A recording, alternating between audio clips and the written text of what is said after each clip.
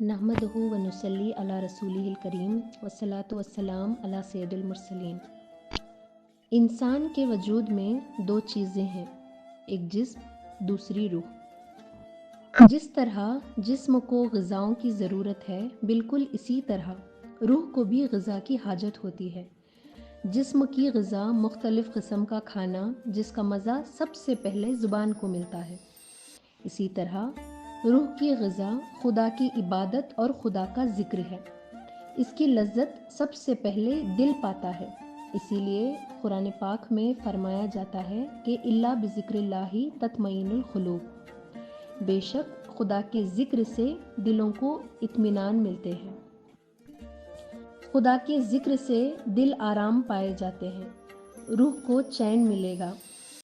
نماز اگر پڑھیں گے، اس کو پہچان کر پڑھیں گے تو بہت اچھی بات ہے۔ 5 وقت کی نماز اس لیے فرض کی گئی ہے کہ دن رات میں کم از کم 5 بار لازمی طور پر یہ غذا روح کو پہنچائی جائے۔ اگر نہ پہنچائی جائے گی تو روح میں بھی اسی طرح کمزوری پیدا ہوگی، جیسے جسم کو کھانا نہ پہنچانے کے سبب ہوتی ہے۔ ہم سب کو تجربہ ہے کہ دن رات میں جو اوقات ہم نے کھانے کے لیے مقرر کیے ہیں، ان میں سے اگر ایک وقت بھی اگر کھانا نہ ملے تو ہمارا حال کیا ہو جاتا ہے۔ اور اگر اسی طرح لگاتار چند وقت بے کھائے گزر جائیں گے تو ہماری کیا نوبت ہو سکتی ہے، جیسے کہ چلنا پھرنا، ہلنا جلنا سبھی دشوار ہو جاتا ہے۔ اسی طرح بار بار نماز کو چھوڑنے سے یا خدا کے ذکر سے غافل ہونے سے فاقے سے روح بھی اس قدر کمزور ہو جاتی ہے کہ کسی نیک کام کی قوت نہیں معلوم ہو جاتی ہے۔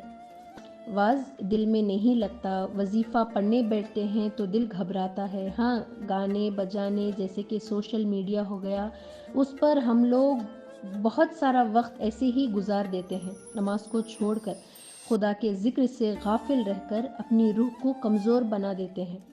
جیسے کمزور بدن بھاری کام سے گھبراتا ہے، بالکل اسی طرح کمزوری کے سبب اب یہ کام روح پر بھی بھاری معلوم ہوتے ہیں۔ بھاری اسی لیے کیونکہ ہمارا دل خدا کے ذکر سے بہت دور ہے، ہم خدا کا ذکر نہیں کرتے، اسی لیے کہتے ہیں کہ بے شک خدا کے ذکر سے ہی دلوں کو اطمینان ہے، دل چین پاتے ہیں۔